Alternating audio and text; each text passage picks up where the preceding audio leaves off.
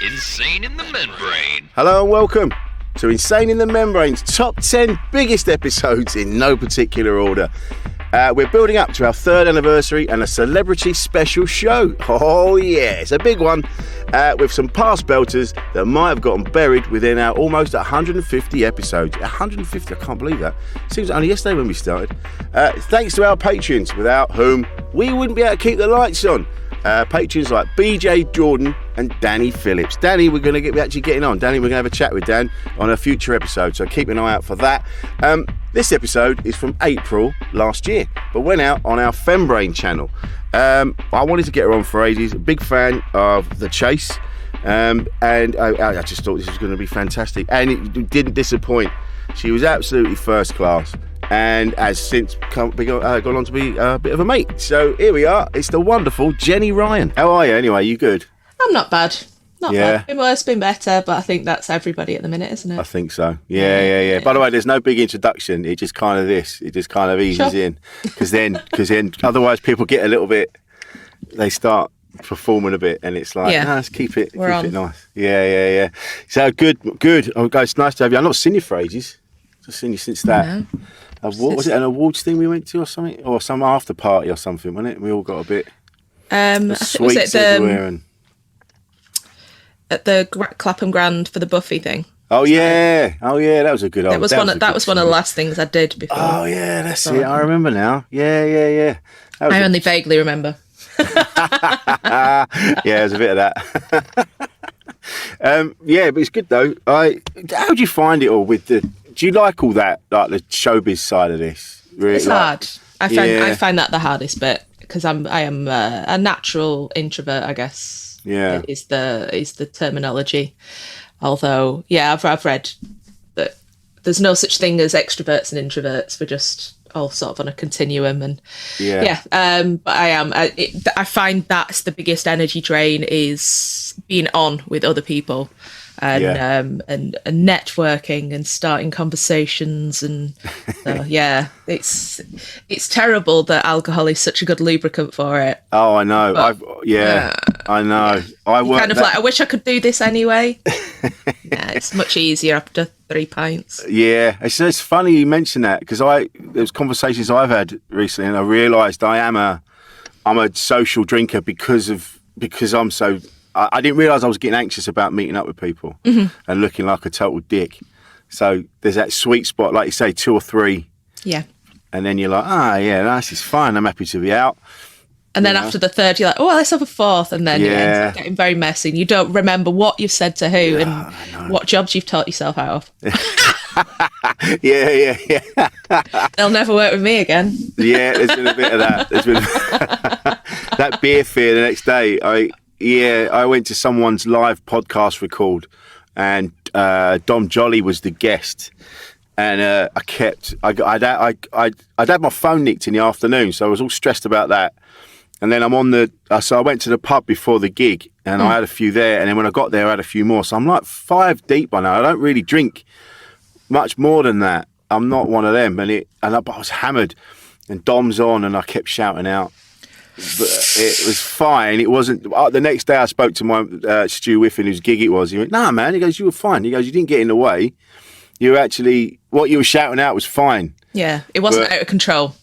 No, but it was the fact that I was shouting out at all. It's not my style. No. You know what I mean?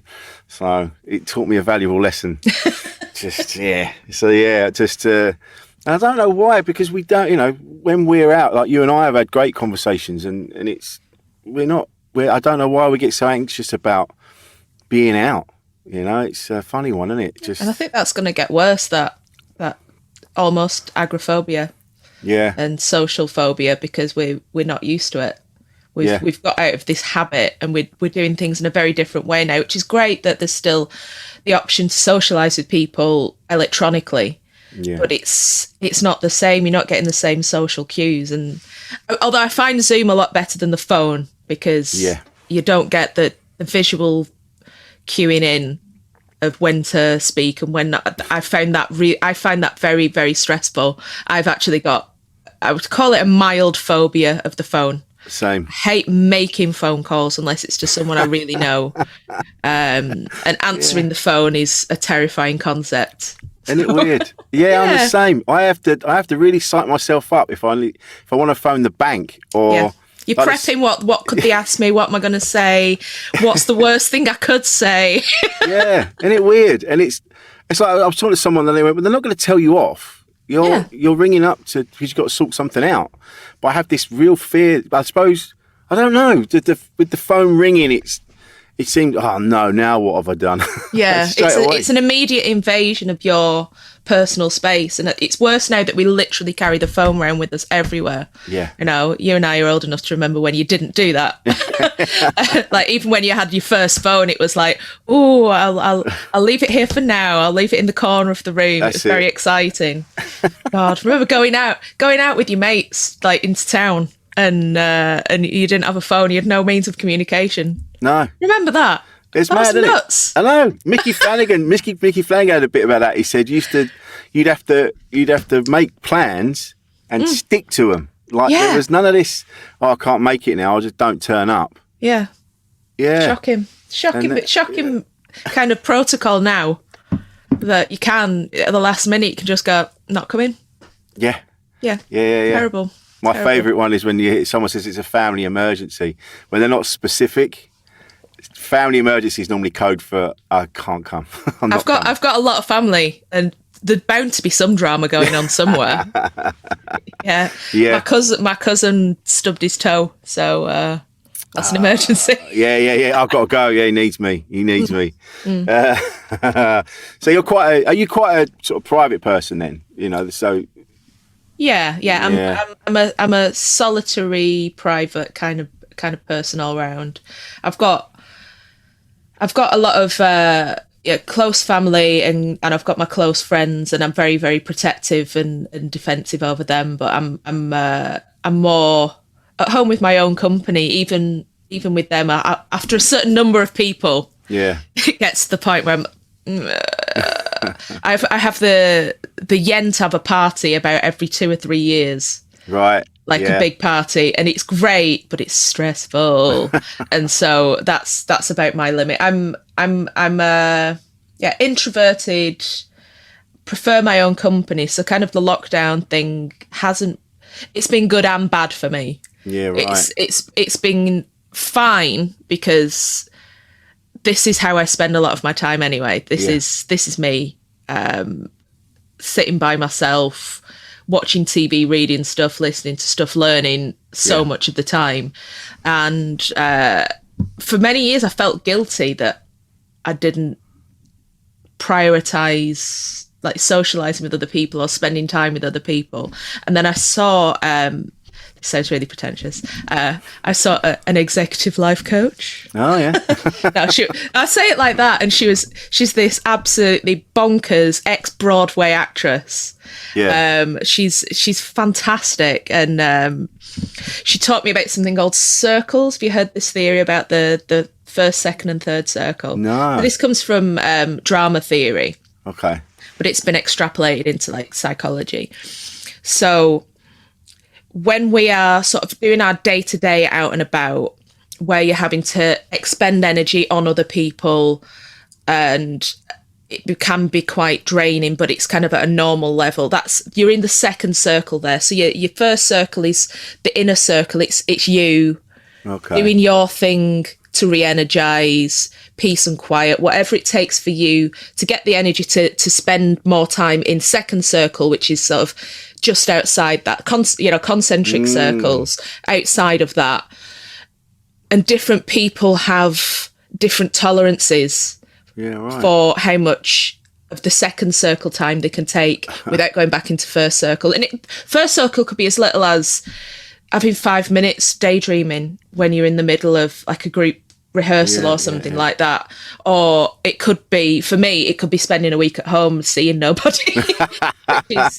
That's just my style. Is I need more first circle time than a lot of other people do, and finding that balance between not feeling guilty Right. That you need to spend more time to re-energize so that you are performing at your best in this second circle. And the other trick is not to trip over into third circle, which I'm sure you and I know lots of people who spend a lot of their time in third circle and they don't know it. Everything's going outwards. Everything is, and they are actually draining the people around them. They're on top note all the time. They're exhausting. And they're exhausting, especially for people like me who are, we'd rather be in first circle. We'd rather not have to deal with that. And that is absolute. So they must be exhausted. I don't understand how those people operate. No. I work with a couple of them. I'm like, nope, I can't get my head around that. That sounds dreadful. No. Yeah, so there's. I get it. But you get it. The perfect bit to be in is that balance. When you're out and about working and interacting with other people, it is exhausting. So recognising, right, second circle time, I've got to be in second circle for the next 2 days, pretty much solid, because I'm working. So I'm not going to see anyone tonight. I'm not going to do that Zoom call. I'm not going to do anything other than what I want to do just for the evening. Working out that balance. But I felt guilty for so long. Really? Like, just for wanting an afternoon by myself. I thought, this is the stuff I should be doing. And I know a lot of that comes from my childhood and, having to pick between spending time with my dad, spending time with my mum and all that sort of stuff. Right. So there's no right answer, is there? No. There is no right answer. Especially like that. Nobody told me that. But that's it, isn't it? Until we've started having these conversations, you do think that there's something wrong with you. That when you're doing certain things and the trauma of that, you don't realise even like when I broke up with the mother of my kids, and we kept it as sort of as calm as we could. We never took it out on the kids, never used the kids against each other. Even if we were fighting, the kids never saw it. It still causes a problem with, there still is that trauma. Yeah. Like you said, it was, you had to decide between your mum and dad, and you feel bad that if you're not, when you're with one, you feel bad you're not with the other one. Yeah. And that's bound to affect you. Then you feel guilty because you're having fun with one. And you think, well, they're, sat there by themselves, or they're doing something else, or they're doing something even more fun without me. So there's either way. Yeah. And invariably I'd pick the one that would make me most miserable in the end, just because I felt guilty. So Yeah, I know. Yeah, it's always guilt, isn't it? I've been riddled with guilt. I didn't realise that until very recently, that I just felt guilty about everything, about the past, things that I did when I was younger. It took someone to turn around and go, "You're so worried about the past, you're fucking up the future." Yeah. And I'm like, "Oh yeah, I am. Yeah, I was too busy trying to make amends for past shit." Yeah. And it's ridiculous. Yeah. I was raised Catholic, so I know all about that. Well, that's the end of that. Everything's wrong. Just feel guilty about everything that you've ever done, that you've thought about doing, or that you're thinking about doing in the future. It's generally bad. Yeah. That's the thing with the Catholicism. It does seem to be, you're just guilty as soon as you're born. You're just like, you came out. And the fact that you're alive you should be guilty for that. And it's such a bizarre sort of... it's an unconscious thing that they teach you. There's the conscious things that they teach you at Catholic school that a reasonable person is going, that is nonsense. I'm not listening to that. And then there's obviously this really insidious undertone of guilt that isn't overtly taught, but it's there. So you sit in one of my abiding memories of the wonders of a Catholic education. Most of the teachers were great, and there was no religion brought into anything at all. But this RE teacher had a lesson, just the girls in this one. Okay. And I was said basically, she literally said this. She said, if you have sex outside of marriage, you will get cervical cancer and you'll probably die. What? Yeah. Oh my God. And then she tried to back it up with science. And I'm like, you've got something a bit wrong. There's HPV and all that sort of stuff, which can lead to cervical cancer, and you can pick that up as a sexually transmitted disease, but it doesn't know when you're married. What are you? Yeah. Yeah. But you'd have to sit there and listen to this stuff, and you'd know that 2/3 of the girls in the room were like, Oh, is that true? And they were the ones who were already having it. So yeah. they're just more. Like, oh shit, mate. Listen, they felt guilty. Like, yeah, I've already doomed my own reproductive system. Nice one. But isn't it funny that it was like marriage seems to be this force field. Yeah. About like, you if you have sex outside of this force field, oh my God, the shit is going to happen to you.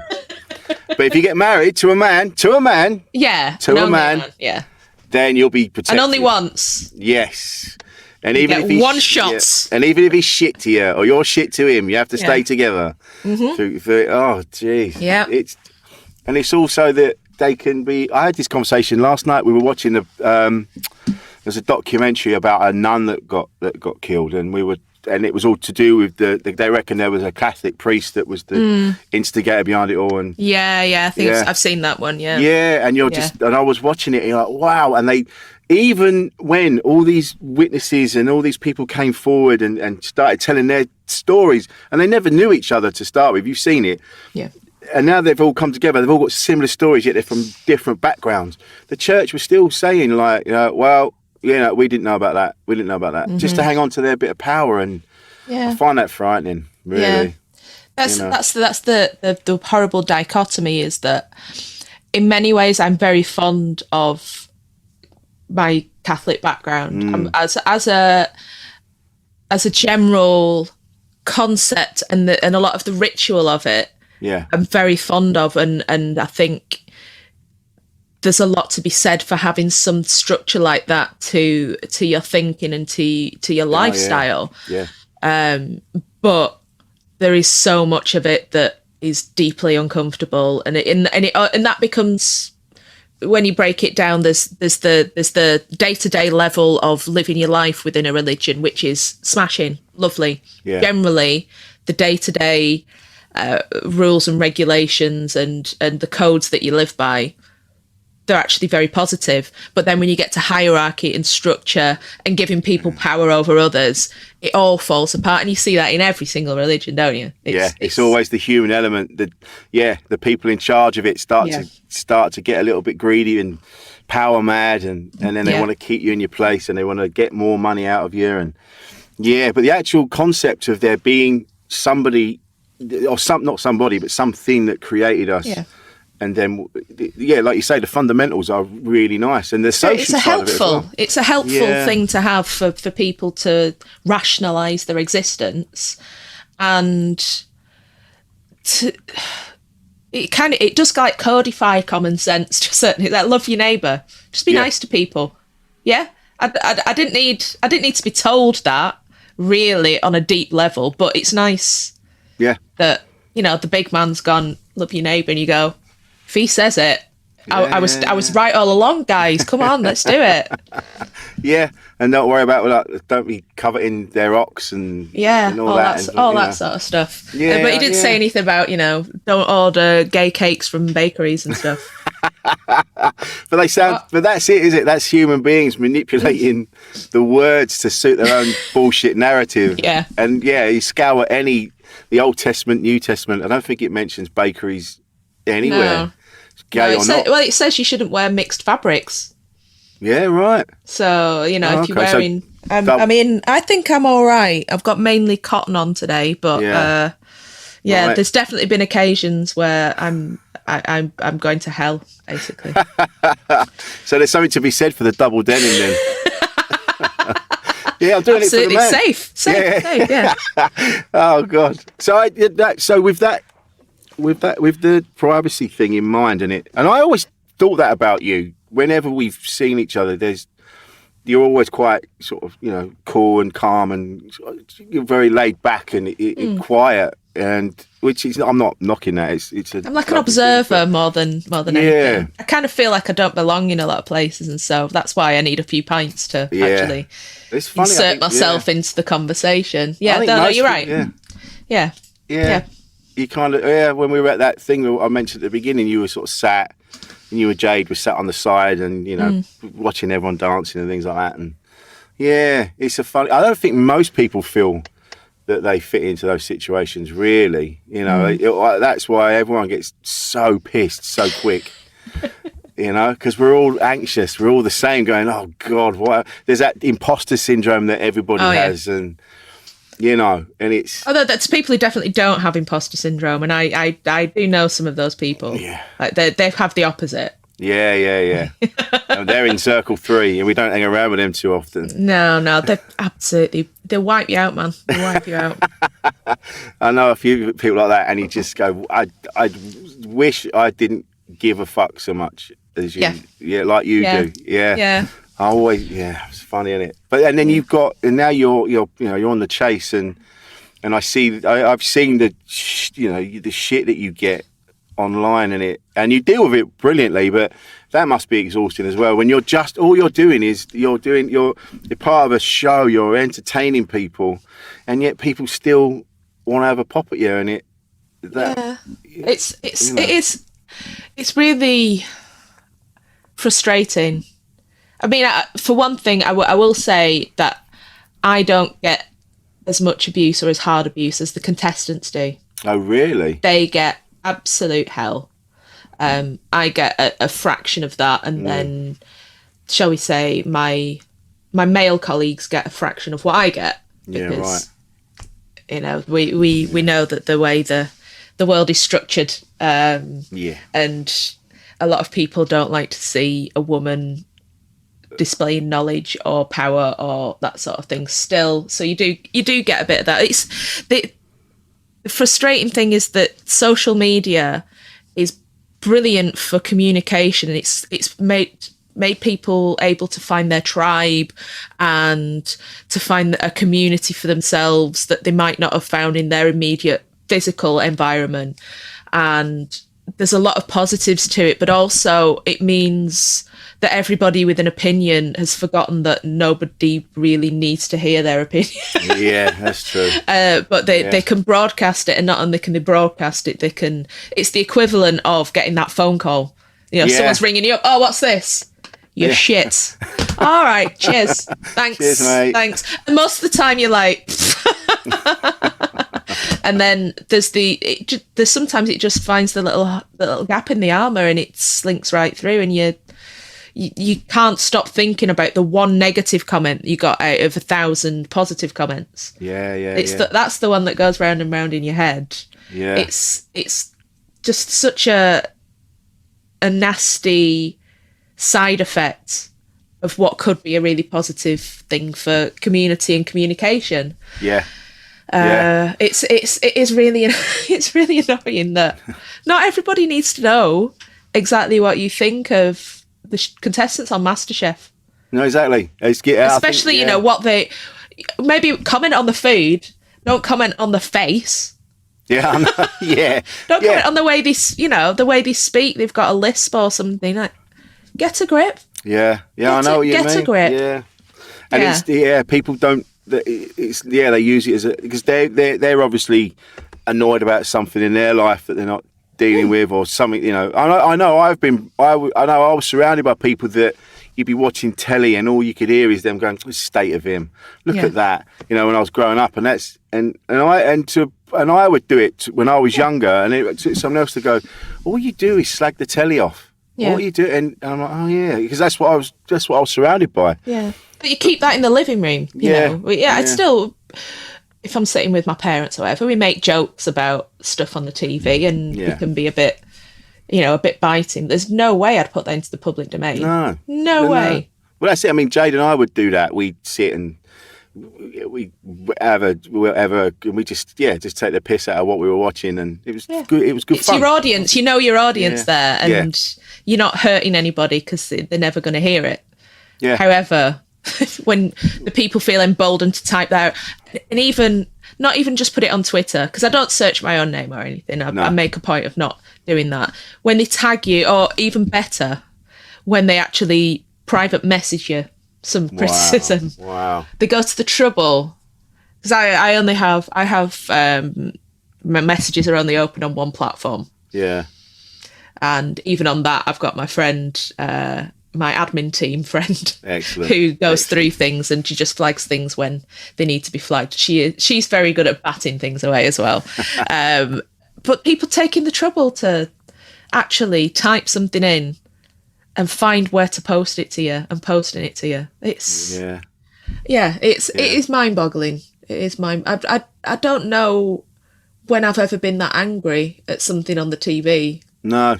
Well, it used to be to do that, or if you're that angry at something on the TV, it's about the programme itself. So you phone the BBC complaints line or something. Not that person. You stop having that face. Like, I get a lot of comments about my expressions. Like, stop pulling faces. I'm like, that's just my face. That's just what you do. It's called having expressions. Yeah, you can't pick up people on that. Yeah, I think people forget that. I've only seen The Chase a few times, but you're supposed to be the Chasers are supposed to be serious, and it's a character you're playing. I don't think people understand that. I know Paul used to get some shit, And it's a character. I mean, we're sort of based on ourselves, and it's ourselves dialed up a bit because it's meant to be a bit natural as well, the way we interact with Brad and the contestants, but. It is a character, but then I see actors from soaps. So at the moment, at time of recording, there's a big storyline on Emmerdale. Yes. Where a character is he's a gambling addict who's physically abusing his son. And it's a horrible storyline. It's really troubling. But the actor who's playing this guy... Rhys Dinsdale, actor of long standing, has had to come off Twitter because he's getting personal abuse and threats for playing a fictional character. And it is, some people have, lots of people must have trouble distinguishing between, reality, fantasy, what's a character, it's coming through a TV screen, it's probably not real. Unless it's the news. Yeah. So no wonder people are believing fake news, but also not believing that that's an act. Yeah. It's crazy. It's an absolutely bananas world. I think that with soap operas, it's because people watch it religiously, and so they build up a connection and a relationship with all the characters, and they start. I suppose it's your brain can't really tell the difference between. Real and not real, and so you start to think that what's happening is happening, and then I was talking to the actor Nicholas Pinnock, and he said even when he's acting, his own brain can't tell the difference, like the trauma that he's feeling and acting. His brain is experiencing that, and so it takes him a while to come out of characters and deal with it, and so. I saw that with Rhys. I saw what was going on, and he's such a lovely dude on Twitter. He's not horrible.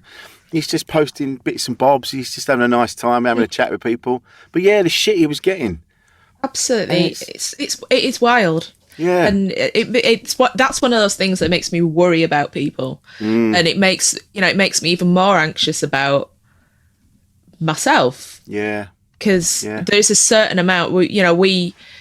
The Chase is one of the biggest shows on ITV. I mean, we outstripped the soaps on a couple of occasions the last few weeks. So, and we're piped into people's houses at 5 o'clock every day, and there is a certain sense of, the ownership.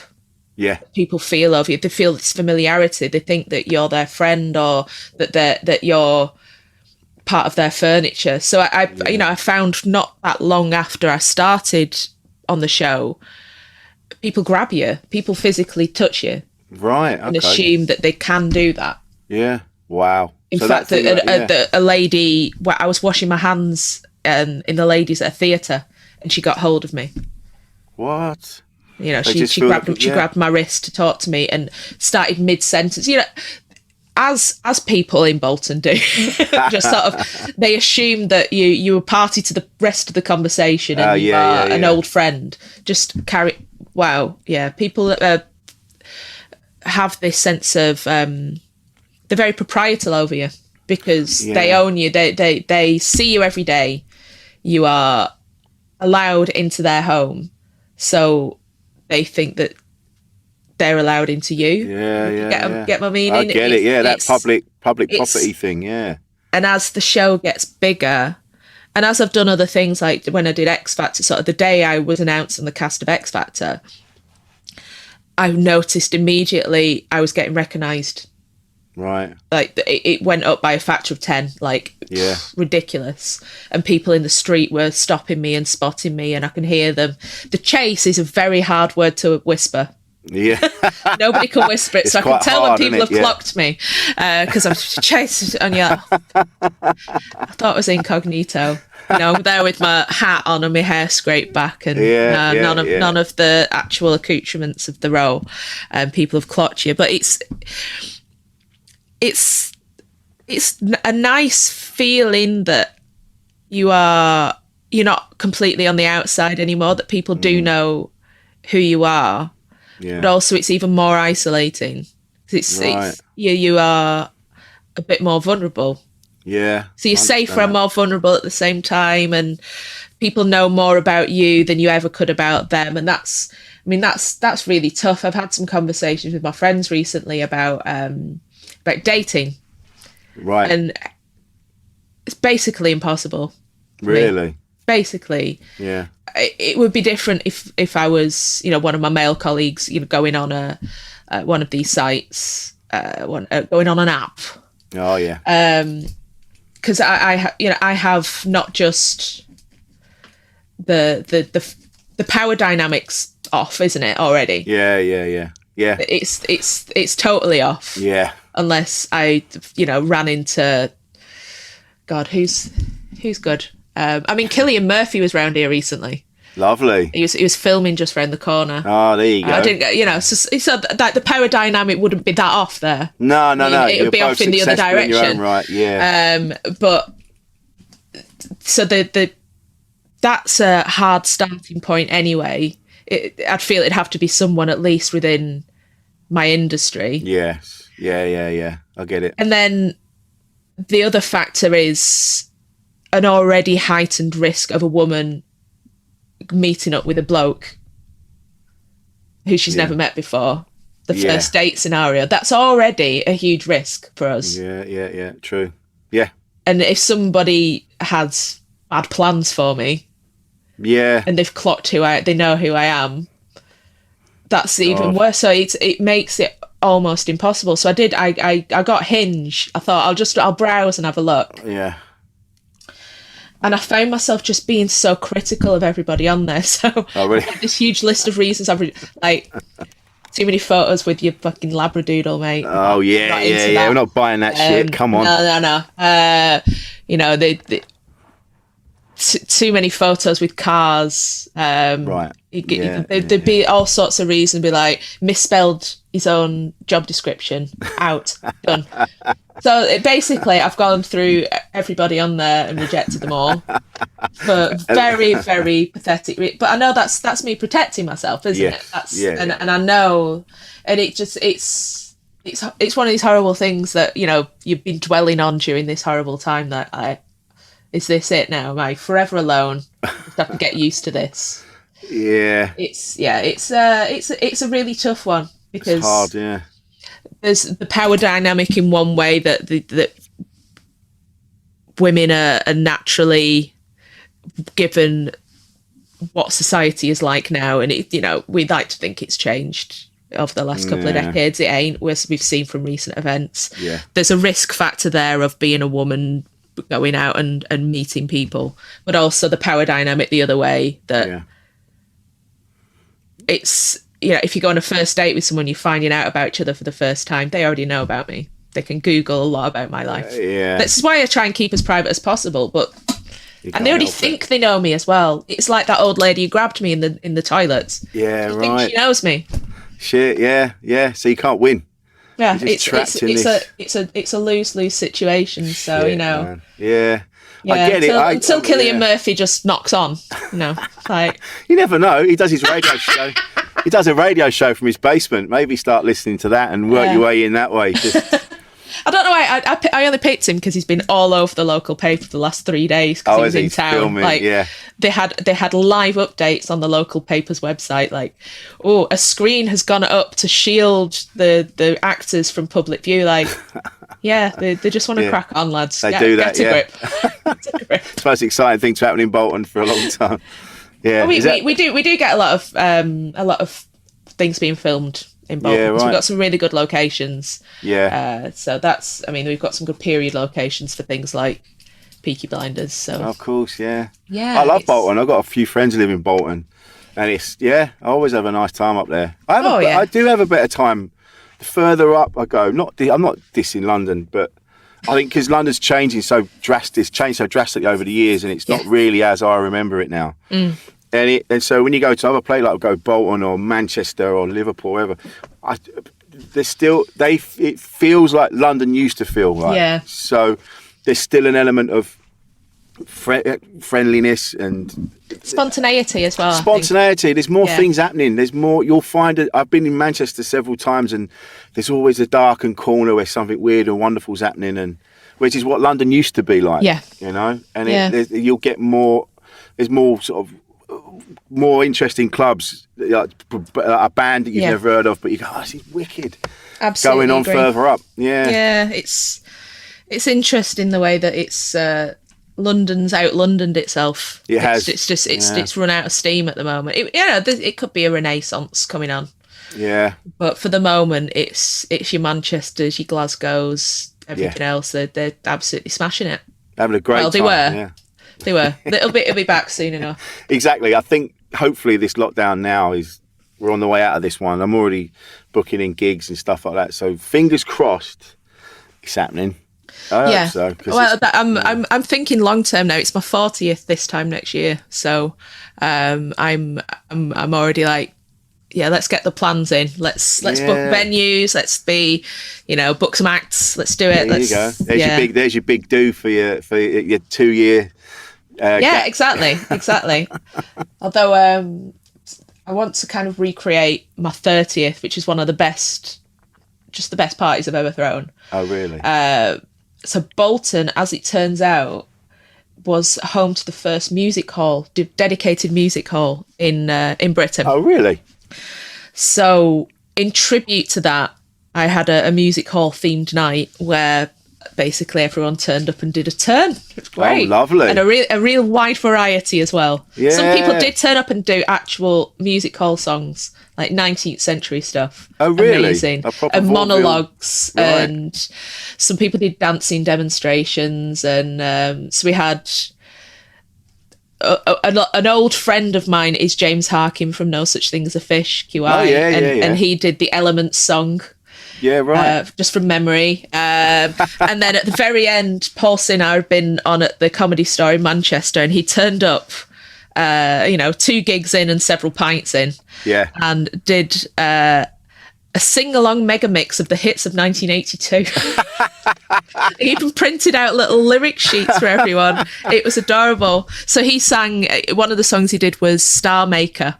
Kids from Fame, which I then reciprocated and I sang at his wedding reception. Oh, beautiful. That's lovely. Yeah. Do you know what? It's funny you mentioned Paul doing that. I did a gig.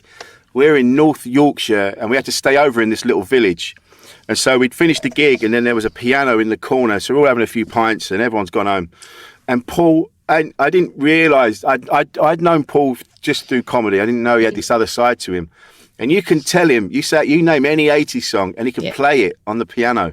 Yeah. And we were just going, this one, that one, and trying to catch him out as well, like going a bit obscure.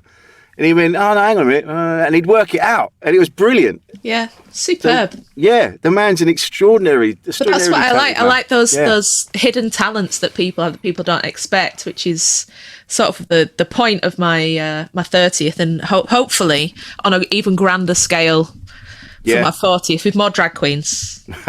There'll be more drag.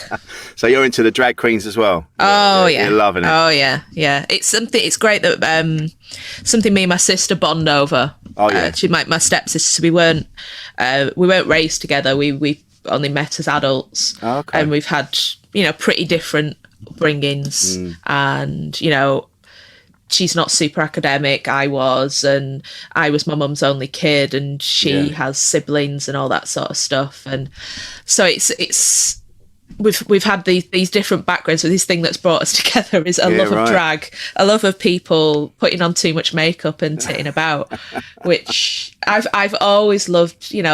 Danny LaRue and pantomime dames and all that sort of stuff. When I was a kid, I was I thought that was just the epitome of glamour, was Danny LaRue. Yeah. Yeah. Wow. There's a woman on the telly, she looks super glamorous and she's hilarious. And you don't see that. I think that's what made it such a significant thing for me, was this was women allowed to be funny, and it didn't matter that it wasn't actually a woman. Yeah. Some people see drag as, you know, taking the mick out of women and being quite derogatory. I see it as it's quite empowering to women, because there's an idealization of women, and these women in inverted commas can do what they want. Yeah. But also as a sort of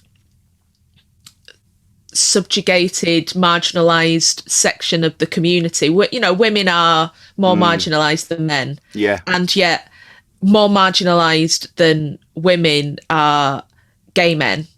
Right. Yeah. So they've chosen women to uplift themselves, which is so flattering. Yeah. Actually, it's that, you know, it's a real appreciation society of marginalized groups. You know, this is what we love about women, and then now women are like, this is what we love. We really appreciate what you're doing. Yeah. And the biggest fan base is young women. Right. Which is brilliant. Yeah. And I went to DragCon in London last year. I ended up working on a stall of one of the drag queens called the Vivian.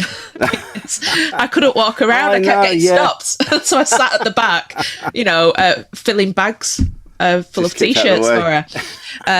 It was brilliant. But vast majority of people there were young women, and especially like teenage girls and younger. Or just families, so that you'd get dads there, and they brought their little kids, and including a couple of like little boys who decided, you know, they were wearing their glittery nail varnish, and they felt really happy that they could just be them. And the dads are a bit like looking around like, this is a lot. There's a lot going on here that I'd never really contemplated before, but absolutely embracing it with open arms. And I thought that was absolutely a brilliant. Yeah. A brilliant atmosphere, really celebratory. That's fantastic. And really empowering for these little girls as well. You know, the young women, they are watching shows like Drag Race, which is a multi-talent competition, and seeing, you know, you can be funny and pretty. You can be great at fashion, and also you don't have to do everything, but you can try all of these different things and not be done down for it, but celebrated for it. Yeah, if definitely. If the people they're seeing can get through their adversity and do this, then they can do anything. It's an interesting effect that it is having. Yeah. Not the expected thing. It was when they first put out Drag Race, they thought it was going to be really niche. It's just like just the gays, man, just for the gays, and it took off. It's gone mad. Everybody going, this is just a classic talent show. Yeah, it's a great format. I think it's great, and I'm not really into that. Yeah, I didn't really know much about the drag scene until you know I was hanging around with Jade, and then it really I really opened my eyes to it. And there was a moment, I'm like, it was, you know, the old school, like me being brought up. I've always been open-minded, but there's still that old school kind of bloke like, I don't know how to handle this. Okay, he's 8 feet tall.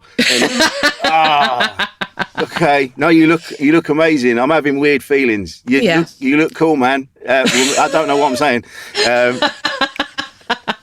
And then with Drag Race, is it Bimini? Bimini Bon Boulash, yeah. I that Bimini for me is incredible. Just that whole punk element to it, like it's beyond drag. It's art, and I remember seeing Bimini and just going, holy shit! It was an amalgamation of everything that I'm into, and it was brilliant. She's brilliant. Yeah, and Bimini being on there and showing off all the different elements to their craft. Yeah. It was a huge demonstration that drag isn't just one-dimensional. It isn't just looking super glam. It isn't just being on brand for you. It's about creativity and finding an outlet. And the extra dimension there being that Bimini was really openly talking about being non-binary, where that started so many conversations. Oh God, yeah. And I think that meant, in my heart of hearts, I knew Bimini wasn't going to win because of that, because unfortunately there is still some residual phobia in Mamaru. She's old school. Yeah. She thinks drag queen is a gay man in a dress, looking as glamorous as possible. It's a very narrow view, but it's obviously opening up. So I think Bimini has challenged so many people in their perceptions of gender, in their perceptions of what drag is, in their perceptions of what Bimini is. Yeah. Because you see, they've just signed with a huge modelling agency, and they've got a book coming out, and still absolute punk. Exactly. Aesthetic. It's you can't put Bimini anywhere, and that's like most people like talking about being non-binary. What I've learned from having these conversations with different people is that people are more fluid than they're allowed to be. Like you were saying, you know, yes, most of the time you want to sit at home and you want to read and you want to learn stuff and you want to be in your own company. And then sometimes you're like, no, I fancy going out. Yeah. And so people are like, oh no, but you're an introvert. It's that's why I don't really like that category. Yeah. Because I'm not always an introvert, and sometimes I do.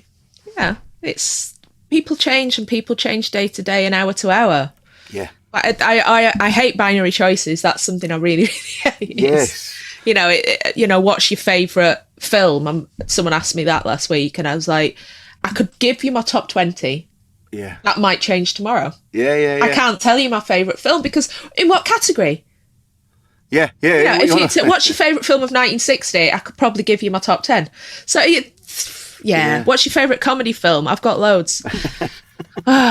It changes all the time. It's like, people go, what's your favourite book? You go, well, the one I'm reading at the minute is pretty cool. It depends on your mood. And yeah. And I think people need to be more... We're only just starting that change, though. That's the thing. And I think sometimes people forget that we are only just starting to have these conversations. Yeah. You know, I've said this on many other episodes. Being from the set, I grew up in the 70s and the 80s.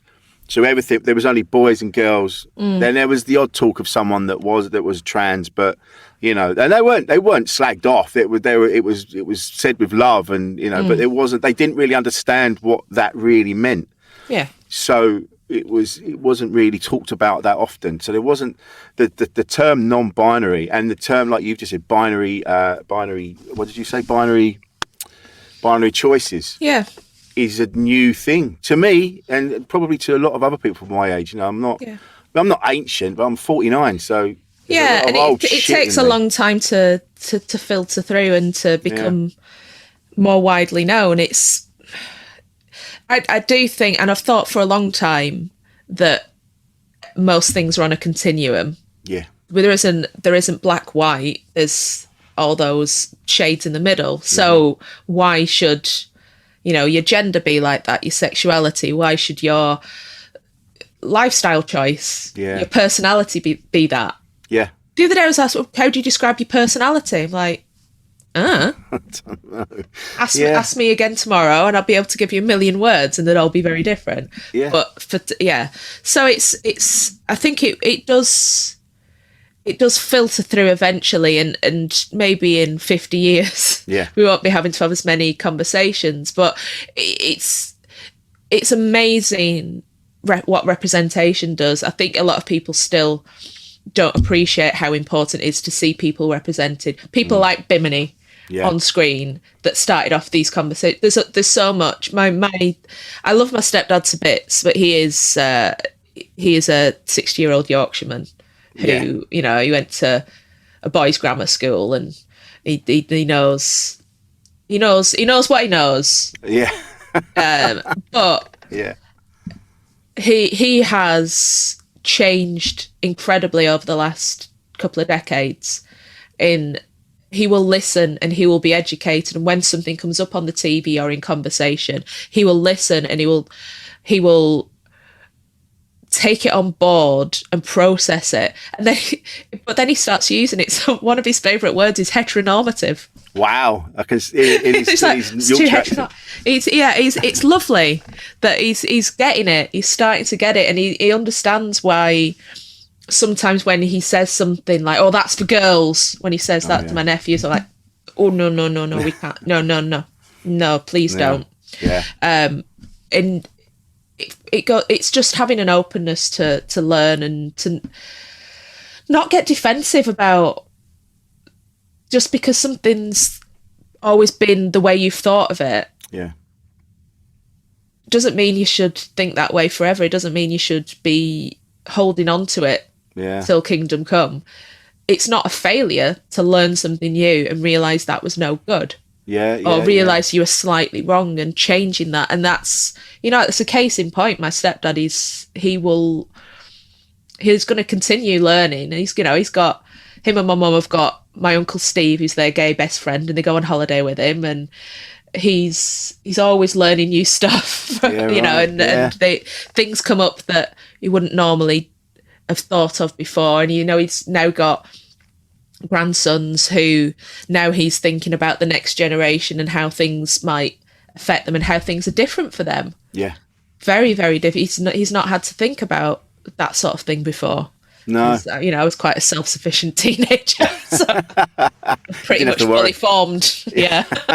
She's fine. She's all right. Yeah. Yeah.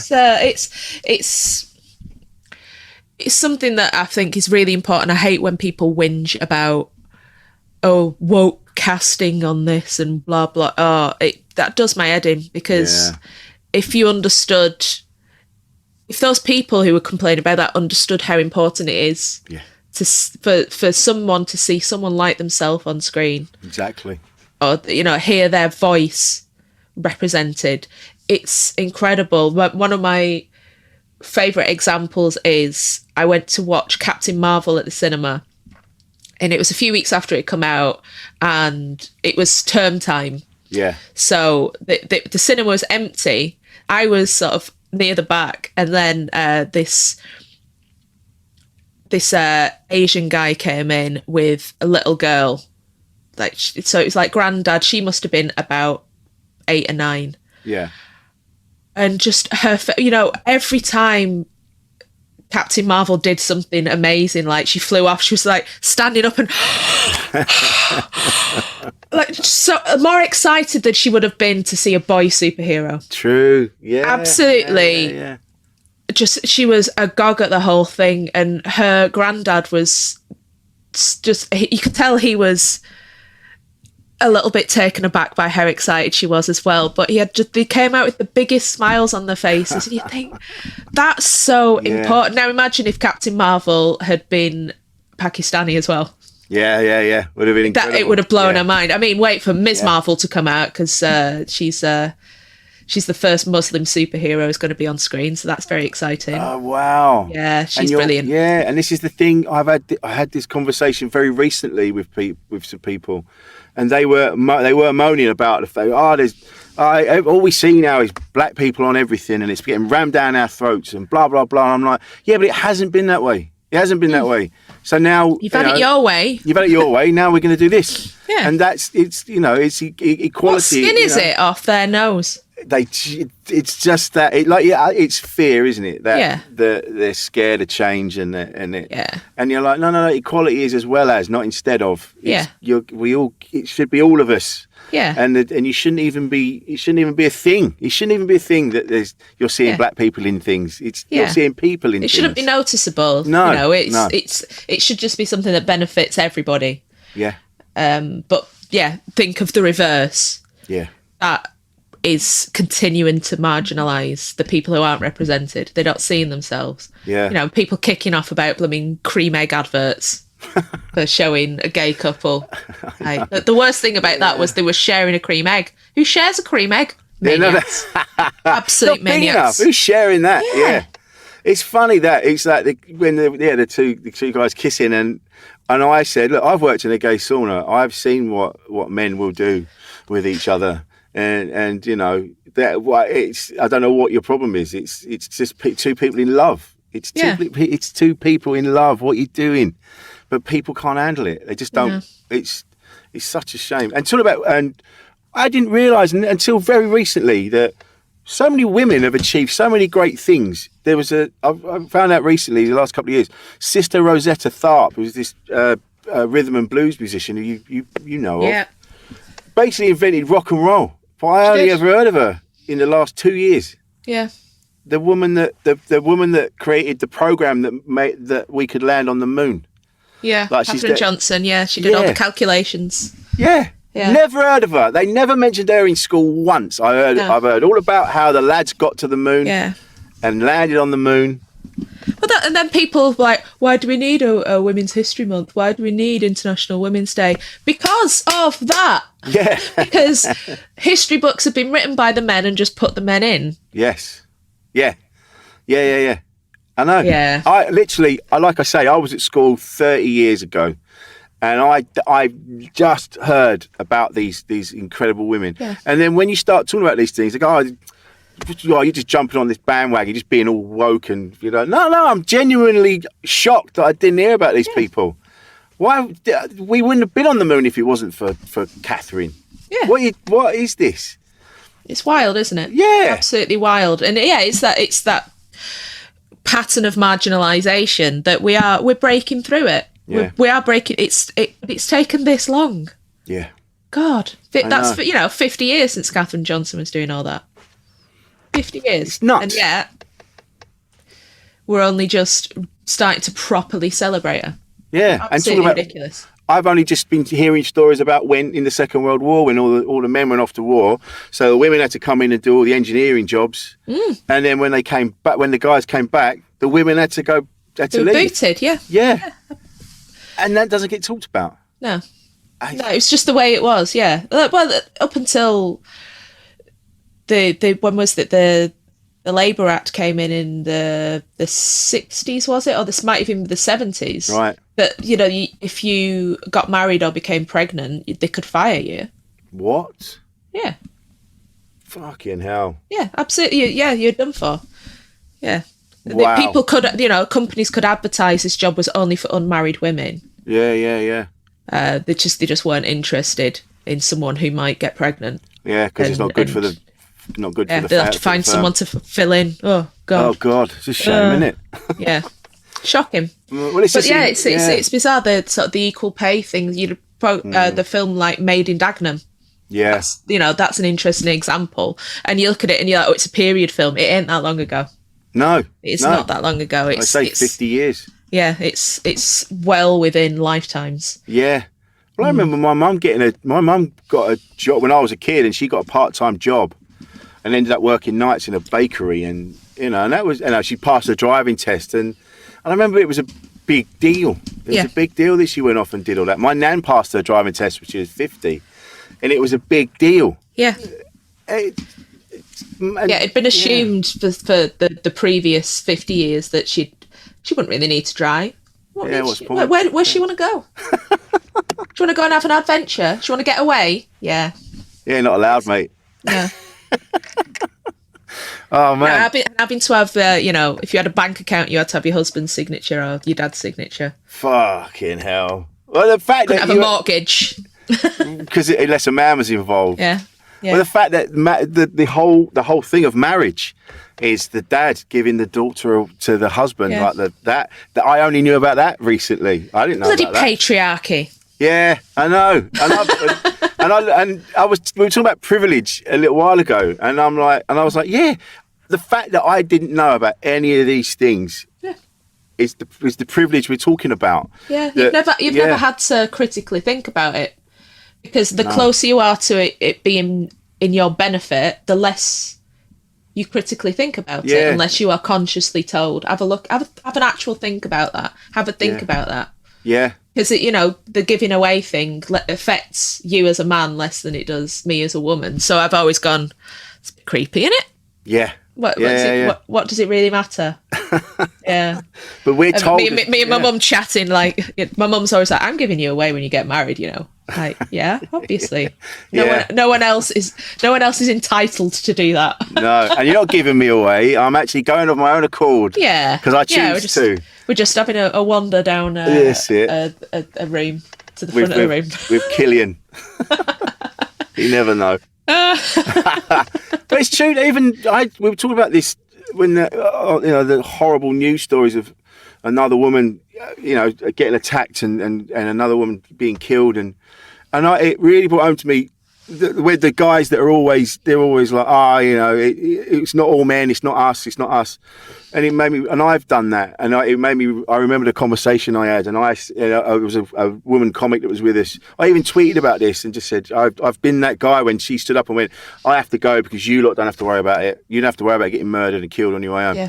And I went, men get raped all the time, and there were a couple of guys doing shows about them having been sexually assaulted. Which is why it was in my head. It wasn't until later on someone went, by men, you fucking dickhead. Yeah. It's not women What's doing it. What's the common denominator here? It is, men who want to hurt other people. Yeah. Unfortunately, there's a lot of them. And I was annoyed by quite a lot of that. I had to step away from Twitter a bit. Because even, who was it? Davina McCall was going, it's very vanishingly rare that this happens. Well, but you've got to look at it like the sliding scale. So, if there's one guy who's out there to murder a woman, he definitely where we know he has exposed himself. We know that he's, so we don't know where that sort of ends. So for every murderer, there's, 10 people who have sexually assaulted a woman. For every one of those, there's 100 guys who flashed. For every one of those, there's someone who's groped somebody walking past them in a club. So we don't know. We don't know who's just a groper. We don't know who is a murderer. But it extrapolates from there. And I know it's not all men, but it's enough men that we are scared. All the time. Yeah. Well, that's obviously, it. Like you say, men are also victims of male violence. So it's a different kind of fear that you carry with you. Yeah. It's you don't feel as vulnerable all the time. No. But you still you're risk assessing. Yeah, because definitely. you're a sensible person. You risk assess all the time, and it's an exhausting part of women's emotional labour to be perpetually working out the safe way to do things, the safer way to do things. Yeah. And the horrible thing that somebody pointed out the other day was when we're told, your mum's always telling you, you take the other route home, make sure you get a taxi, avoid this, avoid that, don't put yourself in the situation. Yeah. The fact is, if there's someone out there who wants to go and hurt a woman, you're basically, by making yourself safer, you're putting another woman at risk. Yeah. Oh, wow.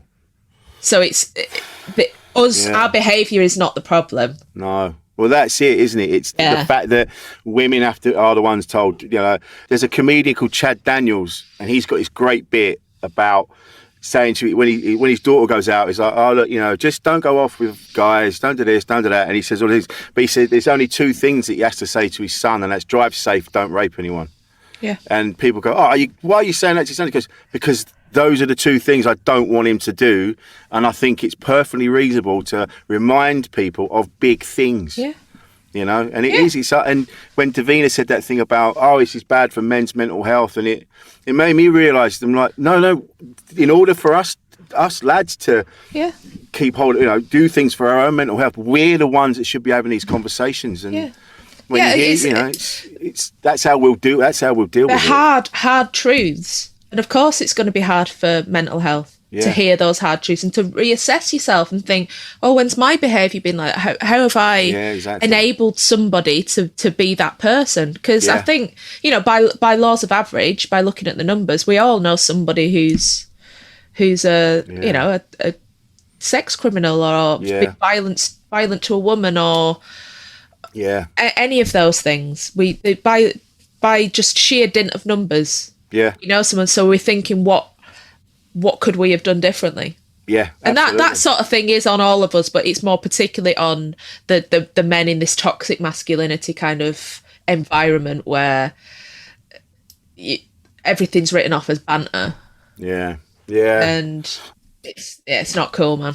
No, it's not. But that's it. That's why we have to have these conversations, and men should talk to each other and call each other out on the bullshit, and talk to women as well, and really get an understanding of what it feels like. That this is why I want to have these conversations with women, is that so I get a better understanding of what it feels like. I mean, when I'm out, there is that it's different. I've had my head kicked in a few times by men on trains and things like that. So there is, when a group of lads get on, you go, right, is this going to go that way, or is this going to be? And you can tell there's always a bit of, you can feel it. But I'm not thinking, I might get raped and killed. And it's different. It's different. And so, we are having these conversations, by the way. Men are doing that. I'm glad of that. So it's happening. And people listening to this will go off, and this will get other conversations started, and it's going to be. And it's hard. It's hard, but it's like we've all been having harder conversations about race recently. And it is hard. It's meant to be painful. Yes.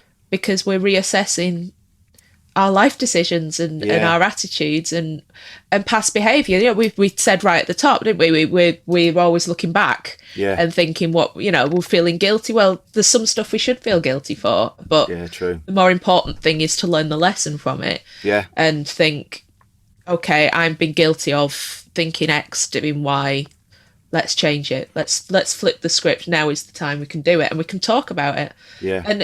And educating particularly young men. This has been the headline thing in the news today when we're recording, has been all these anonymous descriptions of what's happened in schools. Right. Like our current young men are still committing nasty acts. Wow. Yeah. Degrading the young women in our schools at a time when we're supposed to have better education on this. Obviously something is amiss, and there's an education gap there, and it's not necessarily educating the girls, it's educating the boys. Educate your sons is a sign I saw at a protest on the news the other day. True. Educate your sons. Yeah, it's true. I said this on another episode, that there is something in men, we are told, I don't know if we're told or there's something in us, that there is a I want to say monster or a creature in us that drives you on, and you're like, she's attractive. I'll go and talk to her. And it's talking to boys, young boys, you go, listen, yes, you're going to see someone that you find attractive, but you don't go and grab them. You don't do this. They're not there for you to fuck about with. There's respect and their decency, and these are people. Yeah. And that's what needs to be. We never really had that growing up. It was just, one day it was all about, you're going to get a job, and you're going to meet a woman, and then you're going to have kids. That was the line. And and it needs to start from a young age. Yeah, and this all does tie in together. The fact that we can see so many different kinds of people represented and different lifestyles. Yeah. And kinder people succeeding. Yeah. Kindness winning on even on shows like Drag Race. The kind people, it's all about kindness and openness and sharing and joy. Yeah. These positive things should be what are driving us and letting us accept that people are different. You don't have to be going down that tunnel vision route of you meet a girl, you grab a girl, you get married to the girl, done.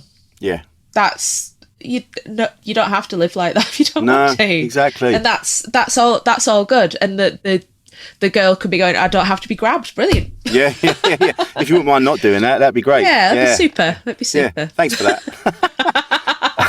Jenny, this has been amazing. Thank you for your time. It's been very serious today, hasn't it? We've covered a lot. Well, do you know what? This is the thing. I know, because I'm a comedian and people sometimes expect it to be more comedy based, but I want to learn more, and I want to have these chats, because I get it wrong. I had a chat with someone the other day for one of these, and I could feel, you can't like everybody, but I've got a feeling she wasn't that taken with me.